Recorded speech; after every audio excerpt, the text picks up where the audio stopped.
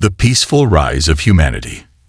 In the vast expanse of the cosmos, where stars shimmered like distant beacons of possibility, humanity was an anomaly.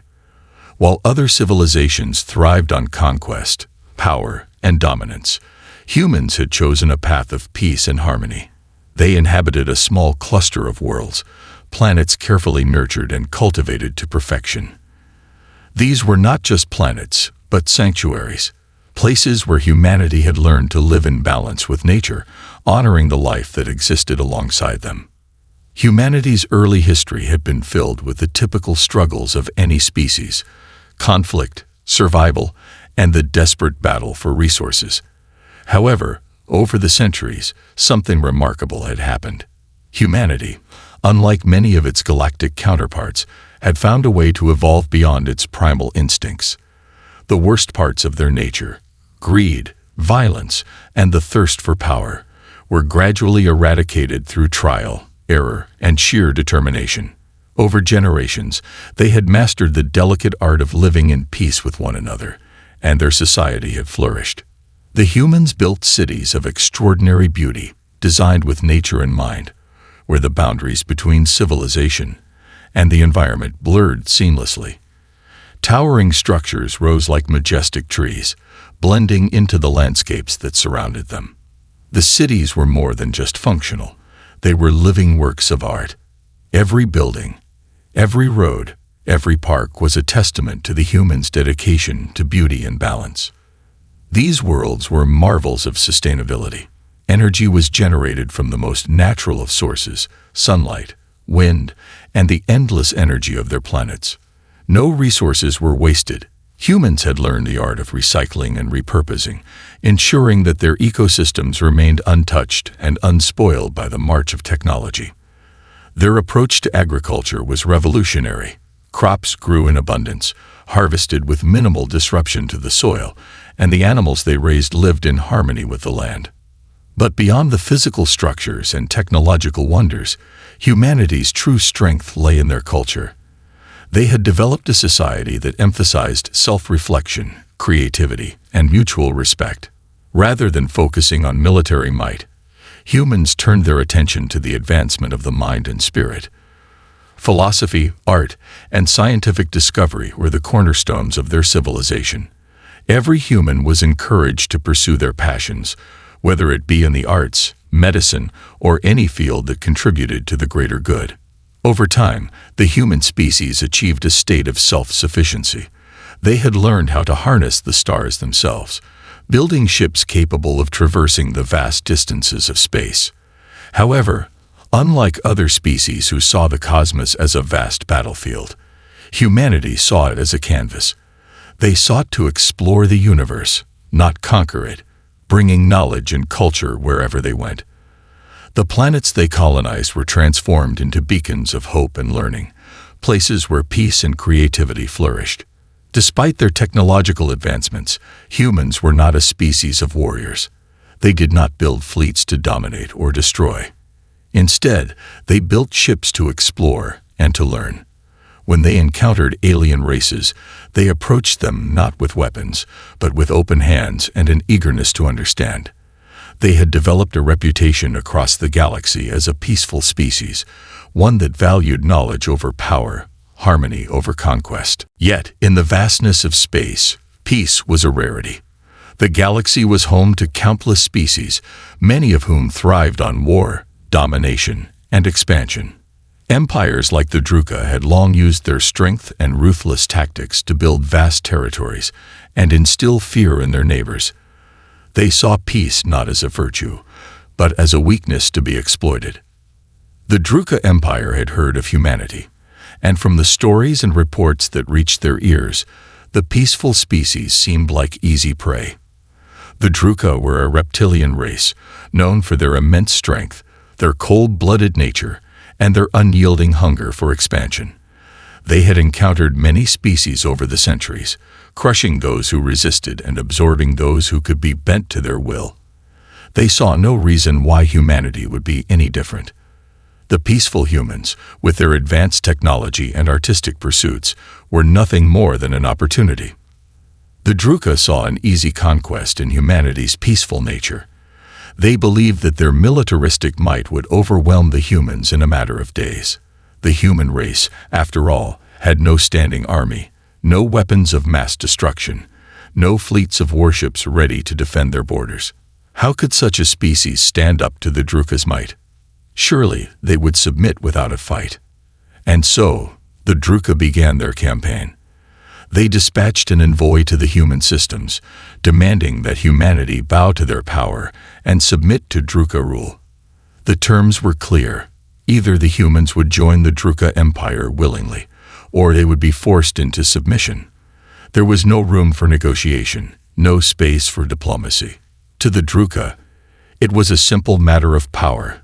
The strong take, and the weak are taken.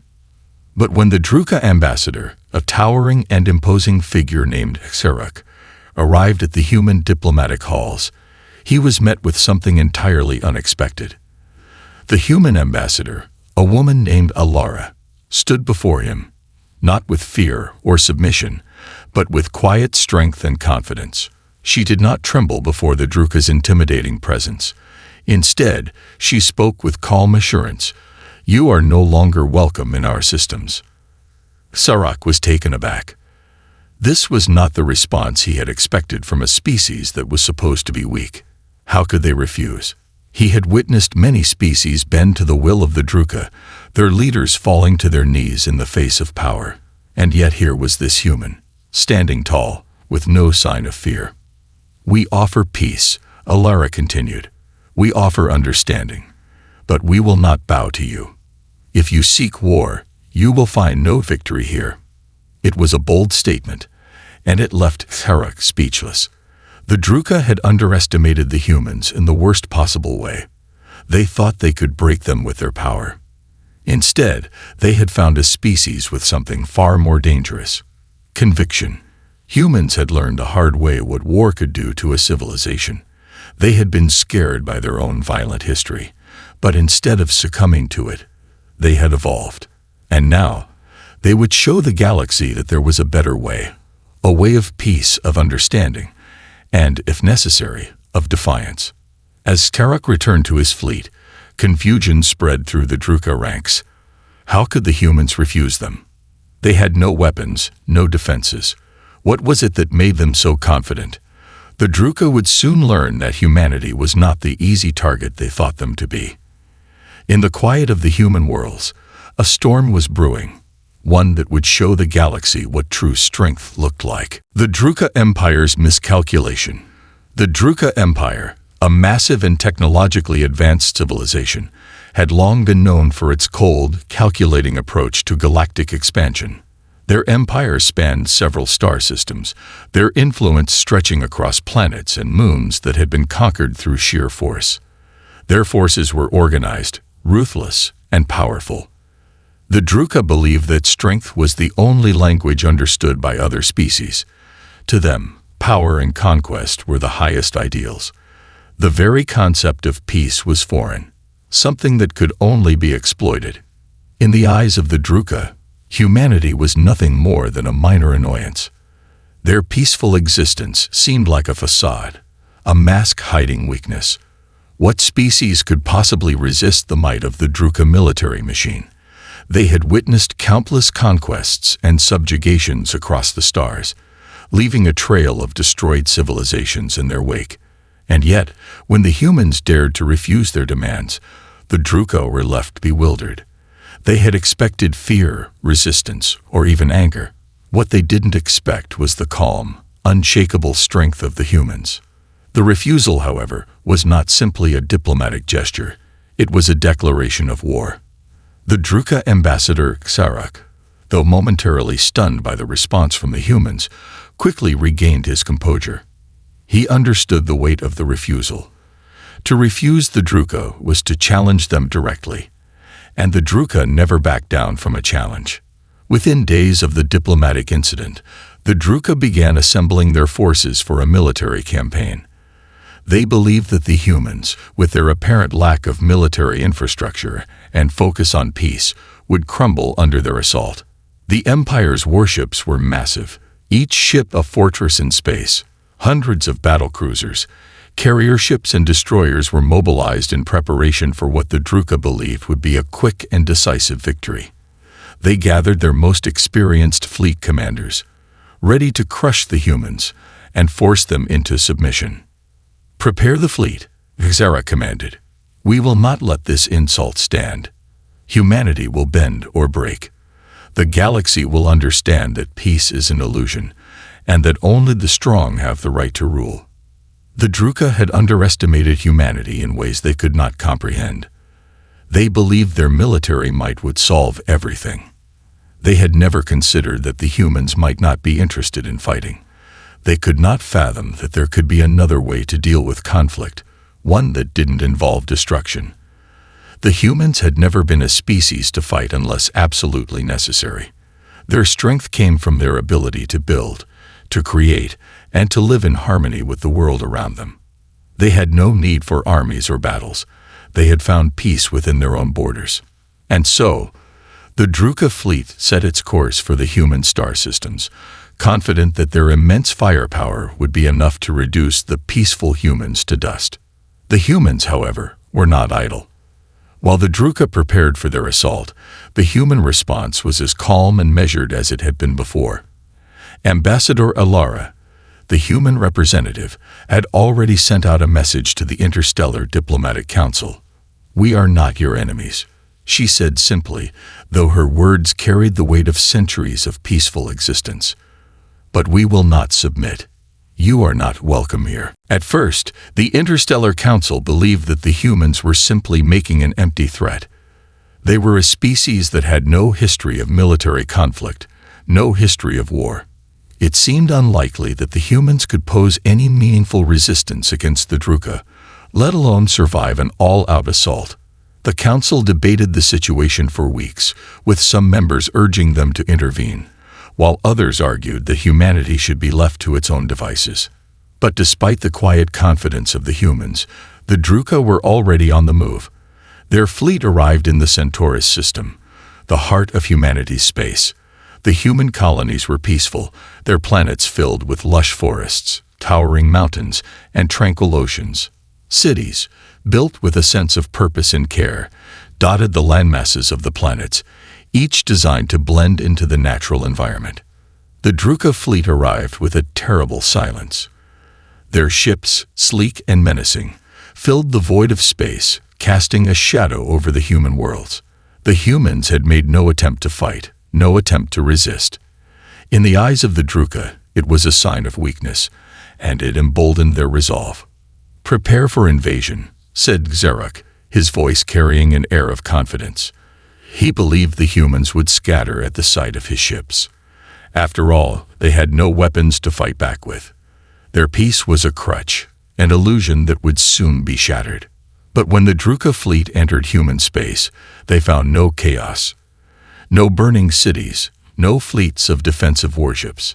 Instead, they found the human systems as they had always been, calm, serene, untouched. There were no signs of conflict, no resistance. Xeruk's frustration grew. His orders were clear: annihilate the humans if they resisted. But there was no resistance. The humans simply existed. They lived their peaceful lives, unaffected by the enormous fleet that loomed over them. It made no sense to the Druka. How could this be? An observer from the Interstellar Council, one of the few neutral parties that had been sent to monitor the situation, arrived several months later to report on the human situation. The observer, a quiet, analytical being from a race called the Eldris, scanned the human systems and found nothing out of the ordinary. There was no sign of a battle, no debris from ships that had been destroyed, no signs of struggle. The human planets were, in fact, more beautiful than ever, as though untouched by the presence of the Druka fleet. When the observer asked the humans what had happened, they were met with a perplexing response. "They are not welcome here," was all they said. The observer was confused. There were no weapons deployed, no counterattacks, no military presence. Yet the Druka had arrived expecting war. Where had the humans gone? Why did they seem so confident? The observer reported back to the Interstellar Council, and confusion spread throughout the galaxy. What was the secret to the human serenity? Xerok, infuriated by the lack of clarity, demanded a new offensive. The Druka could not allow this to continue. Their empire could not be humiliated like this, and they would not accept the idea that a peaceful species had somehow foiled their plans. And so, the Druka amassed their forces again. An even larger fleet, this time with 3 carrier groups, multiple assault groups, and thousands of ground forces. They were determined to break the human spirit, to show them once and for all that there was no room in the galaxy for pacifism. Once more, the Druka set their course for the human worlds. And once more, they would find something completely unexpected. They thought they knew what was coming, but the humans were about to reveal a secret far greater than the Druka had ever anticipated. The calm before the storm. As the Druka fleet approached the human star systems for a second time, the tension within the Empire reached its peak. The Druka had long prided themselves on their military might, and the refusal of the humans to submit had shaken their confidence. Their advanced technology and vast numbers had never encountered a species that simply refused to fight. The Druka were accustomed to breaking the wills of other civilizations with their overwhelming firepower. Now, faced with humanity's peaceful resolve, they found themselves in uncharted territory. In the heart of the Druka Empire, preparations for the second assault were in full swing. Thousands of warships, some of the most formidable creations in the galaxy, were readied for deployment. Commanders barked orders, ensuring every soldier, every piece of equipment was in place. The Druka fleet was not just a display of force, it was a statement. It was a declaration that no species, no matter how peaceful, could defy the Empire. "Let us show them what happens when they refuse us," said Xerok, the Druka ambassador, his voice cold and determined. He had taken it as a personal affront that humanity would not bow to their demands. His reputation as a leader of the Druka was built on victories, on conquests. The idea that a species could refuse the might of his empire was inconceivable. He had to break the humans, had to prove that their peaceful existence was fragile and ill-prepared for the ruthless reality of galactic politics. The human response, as always, was far different. Ambassador Alara, the voice of humanity, remained calm and composed. As the Druka gathered their forces, the humans had already begun preparing, not for war, but for the next phase of their existence. The human leaders gathered in their council halls, not to discuss strategy or defense, but to ensure their message remained one of peace. "Do we fight?" Alara had been asked by one of the council members. "The Druka are coming with an army vast enough to overwhelm us. Surely we must prepare to defend ourselves." Alara's answer was simple: "We will not fight." It was a sentiment that echoed throughout the human colonies. For the humans, it wasn't a matter of whether they could defeat the Druka in battle. It was a matter of principle. They had evolved beyond the need for war.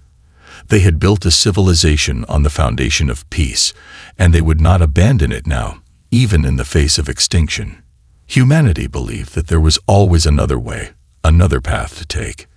Their ships were prepared, but not for battle. Instead, the humans focused on one of their greatest technological achievements: defense, not through weapons, but through a quiet yet powerful system designed to protect their worlds. It was a technology humanity had developed in secret, a system capable of blocking the Druka's greatest advantage: their speed. It was a technology that, in theory, could trap the Druka fleet within their own star systems, preventing them from using their faster-than-light travel to reach human colonies. But no one outside the highest echelons of the human government knew exactly how it worked. It was an insurance policy, a last-ditch effort that had been developed after humanity had witnessed the horrors of intergalactic war. As the Druka fleet made its way toward the human systems, the humans braced for the inevitable clash. The ships moved with terrifying speed, their massive warships cutting through the void of space like predators on the hunt. The human colonies had prepared for the worst, evacuating civilians from certain areas and reinforcing their cities with what little technology they had for defense. But they still made no attempt to engage the Druka directly. Instead, the humans continued to live their lives, preparing their worlds in ways that no one had expected. The moment the Druka fleet entered the outer rim of the human system, things began to unfold in ways the invaders never expected. The Druka commanders, having been briefed on the overwhelming strength of their forces, had anticipated a quick victory. But the moment they attempted to engage their FTL drives and enter the heart of the human systems, they found themselves stuck. "Why have we not reached our destination?" demanded Xerak, his voice laced with frustration. He had just been informed that their ships, despite traveling at faster than light speeds, had not reached their intended target. In fact, they had been rerouted, pulled into an entirely different star system, a barren system light years away from the human colonies. "What's happening? We cannot engage our FTL engines," one of the fleet commanders reported, his voice panicked. "We're being pulled off course. Our systems are being shut down." The Druka fleet was now stranded in a system far from their destination, their ships frozen in place. The technology they had relied on for centuries to conquer and destroy had failed them. No matter how hard they tried, their ships refused to move beyond the borders of the human star system. In the human capital, Ambassador Alara stood before the Interstellar Council, her face serene as always. "We have done it," she said simply. "The Druka are trapped." The humans had developed an advanced system, a field of interdiction that disrupted the FTL drives of any ship that entered their space. Ships could still travel through normal space, but they could not make the leap to faster than light travel. The Druka, with all their military might, had been stranded by a technology they had never even considered. It was a defensive measure, built with the understanding that one day, a species would come to threaten them. But it was not a weapon of destruction. It was simply a means to protect themselves from the very kind of aggression the Druka embodied. As the Druka fleet drifted helplessly in the outskirts of the human star system, the realization began to sink in. They could not engage the humans in battle. They could not conquer them. They were stuck, trapped by a species that had no interest in war, no desire for violence. The humans had defeated them without ever firing a single shot. Meanwhile, the human systems carried on with business as usual. The colonies continued their work, their peaceful existence unbroken by the presence of the Druka fleet. Life on the human worlds remained calm, unperturbed. They were not at war. They had no need for victory. They had simply refused to be drawn into conflict.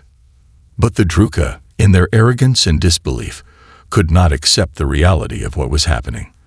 They had been outsmarted, not by military strength, but by a peaceful species that had chosen a different path. And as the Druka fleet languished in space, their leaders began to realize that humanity had not only protected themselves, they had exposed the truth about their invaders. The Druka were not the only species with power. Humanity had shown that the greatest strength in the galaxy was not in force, but in wisdom, restraint, and the ability to choose peace over war. Back on the human worlds, Ambassador Alara sat in her office, looking out at the stars. It was quiet, peaceful, just as it had always been.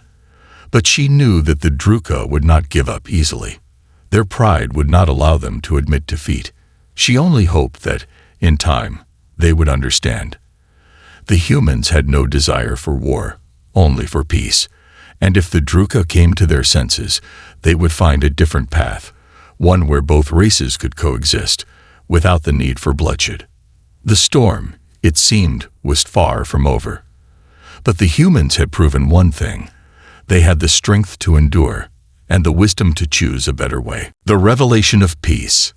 As the Druka fleet remained anchored in the remote system, stranded by the human-made interdiction field, the growing tension among the Druka leaders began to reach a breaking point.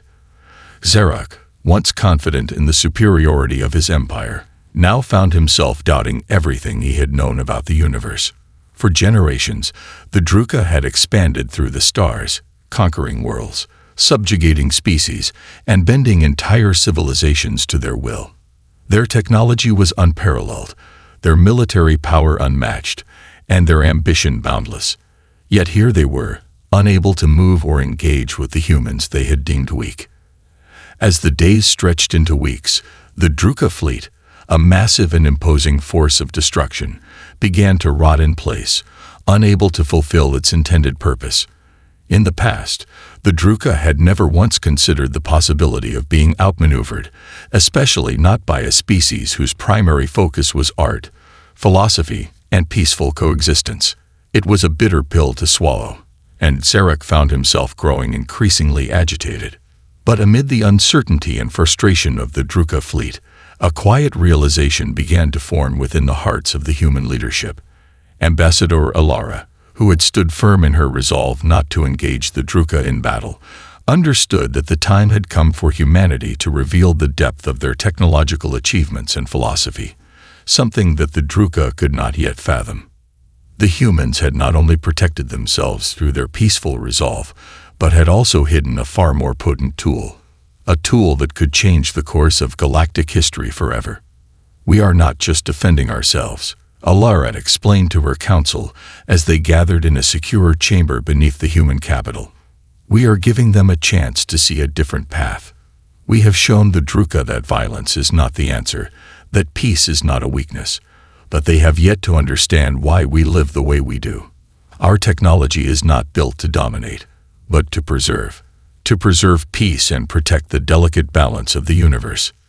The truth behind the human technology was more profound than anyone had imagined. The field that the humans had deployed, the one that had trapped the Druka fleet, was not merely an inhibitor of faster-than-light travel. It was a manifestation of a deeper understanding of the cosmos, a knowledge that had taken humanity centuries to cultivate.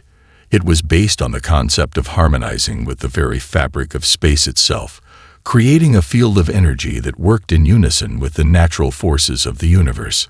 It was a technology that could block the destructive forces of war while preserving the beauty of creation. The humans had spent centuries studying the stars and understanding the intricate forces that bound the universe together.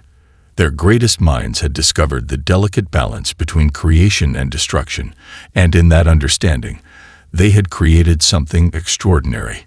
This technology was not just a weapon. It was a manifestation of their philosophy, their way of life.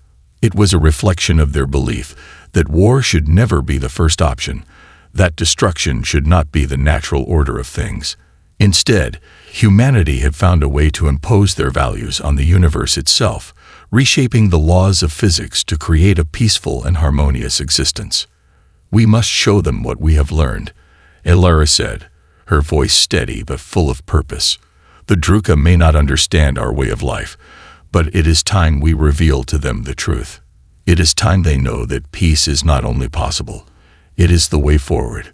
While Alara and the human leaders discussed the next phase of their plans, the Druka fleet remained stranded. The fleet commanders, unsure of what had gone wrong, scrambled to find a way to break free from the human-made barrier. Every attempt to engage their FTL systems failed, and every communication with the Druka command went unanswered. Tensions were rising among the crew members. Many had been on edge ever since the fleet's arrival, unsure of how to respond to the unexpected turn of events. Zarek, now more isolated than ever, called for a meeting of his highest officers. As he stood before them, the weight of their failure pressing heavily on his mind, his voice trembled with frustration. "This is not how this was supposed to go. We are the Druka Empire. We are the conquerors of the stars. We do not sit idle while a lesser species defies us. Our military might is unmatched. How did we allow this to happen?" One of the commanders, a seasoned veteran named Kurl, spoke up cautiously. "Zarek, there is something strange about these humans. We believe them to be weak, but there is something in their response that we cannot understand. They do not fear us. They do not even seem to care about our fleet. And now we are stuck, unable to proceed with our mission." Zarek's expression hardened, and he turned to Kurl. "You dare suggest that we are wrong, that these humans have outsmarted us? We must continue our assault. We cannot allow them to dictate the future of this galaxy." But as Sarek spoke, a part of him knew the truth. The Druka had never been faced with such resistance, not because of weapons or warships, but because of a peaceful species that had found a way to defy them without firing a shot. This realization began to sink in, and with it, a creeping doubt began to grow in Sarek's mind. The Druka Empire, for all its strength, was beginning to see that the humans had done something remarkable. They had shown that there was more to life than destruction and conquest. They had used their intellect, their understanding of the universe, to shield themselves without harm. And as the Druka fleet remained stalled in space, unable to proceed, they were forced to acknowledge that their path, the path of war and conquest, might not be the only way forward. Back on the human worlds, the decision was made. Ambassador Alara stood once again before the Interstellar Council, preparing to send a final message to the Druka Empire. "We cannot continue like this," Alara began, her voice carrying the weight of 100 generations. "We must make it clear to the Druka that we will not fight them. But we also must show them why they are wrong. The galaxy is not a place for endless conflict. If the Druka choose war, they will destroy themselves. We cannot allow that to happen. But if they choose peace, we will help them see a different way." The humans were not blind to the challenges that lay ahead. They knew that the Druka would not easily accept defeat, nor would they easily abandon their centuries-old ways of conquest. But humanity's strength lay not in their ability to fight, but in their ability to change, to adapt and evolve. They had learned from their own mistakes, from the scars of war and destruction that had nearly torn their own species apart. And now they were offering the Druka a chance to learn as well. The final message, crafted with the care and wisdom that only a peaceful species could possess, was sent to the Druka fleet. It was simple, yet powerful. "We are not your enemies. You are not our enemies. But you must leave our space. If you come in peace, you are welcome here. But if you come with war, we will show you that the true strength of the galaxy lies not in battle, but in the will to choose a different path." The message sent ripples throughout the galaxy. As it reached the Druka fleet, Sarek stood silent, reading the words of the humans. For the first time in his life, he felt the weight of the truth. The Druka Empire had always believed that they were the greatest force in the galaxy, that they were destined to rule over all others. But now they were faced with the realization that a species they had dismissed as weak had outsmarted them, outmaneuvered them, and, in a way, shown them the future of the galaxy, a future not defined by conquest, but by the power of peace. As the Druka fleet waited in the depths of space, trapped by the very forces they had never considered, the fate of their empire hung in the balance. Would they continue their path of destruction, or would they choose to walk the path of peace that the humans had so graciously offered? The answer, as it always had been, would lie within themselves. The choice of empires. The Druka Empire, once a symbol of ruthless conquest and unyielding power, now faced an uncertain future. Sarek, the once confident ambassador and leader, stood at the helm of the Druka fleet, his gaze fixed on the vast expanse of space ahead. His mind raced, wrestling with the implications of the situation. The humans had not only thwarted their attack, but had done so without violence, without firing a single weapon. And now, the humans were offering them peace. For the first time in his career, Sarek found himself questioning everything he had been taught about strength, about power. The Druka had always believed that might made right, that their military might was the ultimate measure of superiority. They had conquered countless species across the galaxy, crushing any resistance with overwhelming force. To them, peace was a weakness, a foolish ideal that could only lead to stagnation. Yet here they were, trapped in a system that could not escape, facing a species that had chosen not to fight and had still managed to defeat them. The Druka fleet, now confined to this distant corner of the galaxy, had been rendered impotent by the humans' interdiction technology. Their ships, once the epitome of warcraft, could no longer engage their FTL drives. They were stranded, helpless, unable to move or communicate with their command. It was as though the very fabric of space itself had been altered to prevent them from escaping the humans' grasp. For weeks, the Druka had struggled to find a way out, attempting to bypass the interdiction field, but every effort had failed. They had tried everything from conventional propulsion to experimental technologies, but nothing worked. The humans' technology was simply too advanced, too precise. The once feared fleet of the Druka Empire now drifted in space like a collection of dead metal, rendered useless by the very species they had sought to subjugate. Sarek knew that time was running out. His fleet was growing restless, and morale was sinking. His officers began to question his leadership, and some even whispered about the possibility of abandoning the mission altogether. The idea of retreat was unthinkable to the Druka.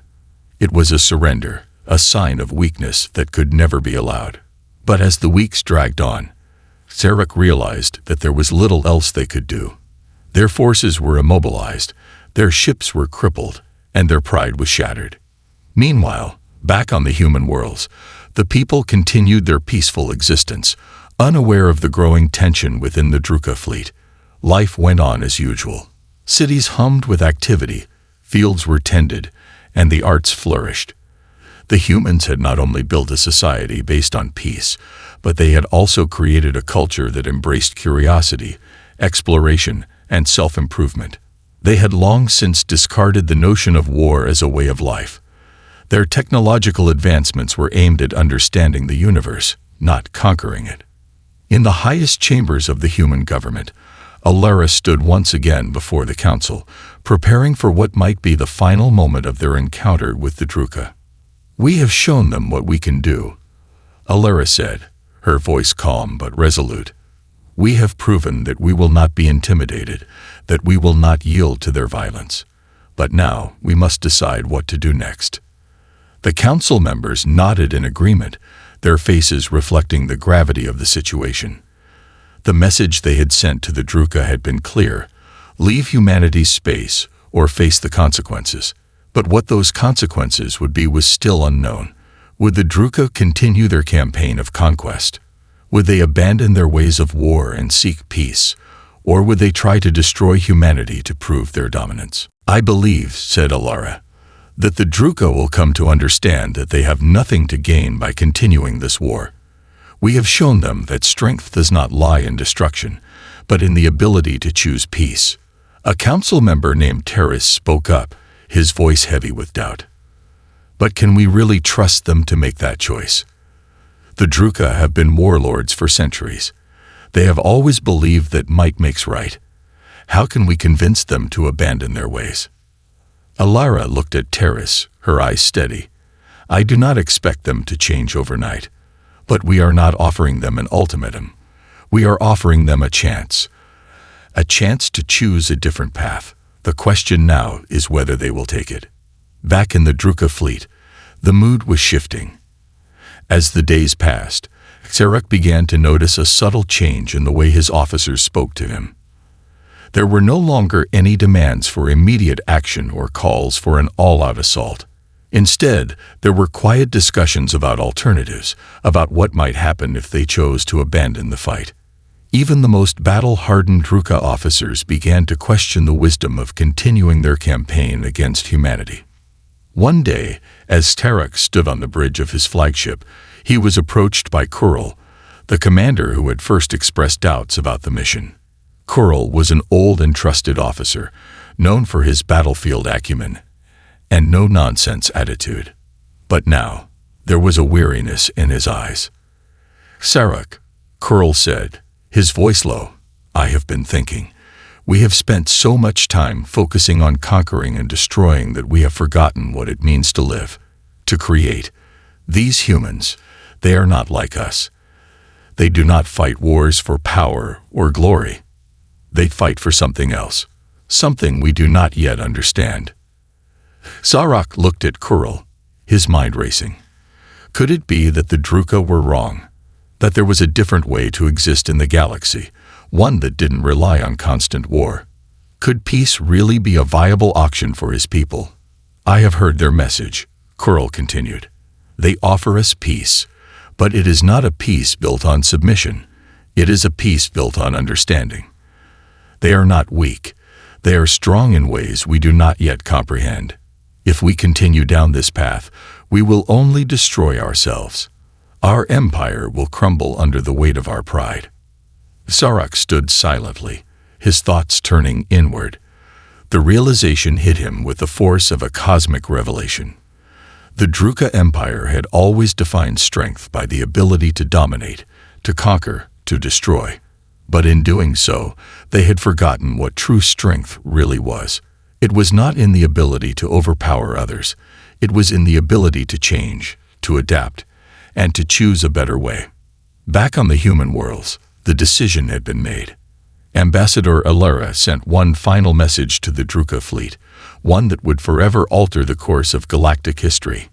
"We offer you a choice," the message began. "You have seen our strength, our ability to protect ourselves without resorting to violence. But now we offer you something more, a chance to join us in a new age, an age of peace, cooperation, and understanding.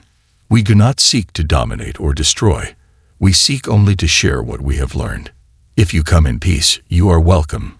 But if you come with war, we will show you that there is another path, a path of wisdom, of restraint, and of life."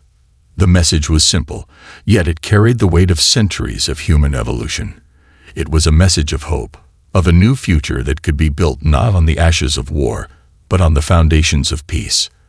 As the Druka fleet received the message, Sarek felt a stirring within him. The path ahead was unclear, but for the first time, he saw a glimmer of hope. He knew that his empire would not change overnight, that old ways would die hard. But the humans had shown him something he could never have imagined. They had shown him that strength was not about domination. It was about understanding. And perhaps, just perhaps, the Druka could find their place in a galaxy that no longer needed to be conquered, but cared for. The choice now lay with the Druka Empire. Would they continue their path of destruction, or would they embrace the possibility of peace? The answer, for the first time in Druka history, lay within their own hands.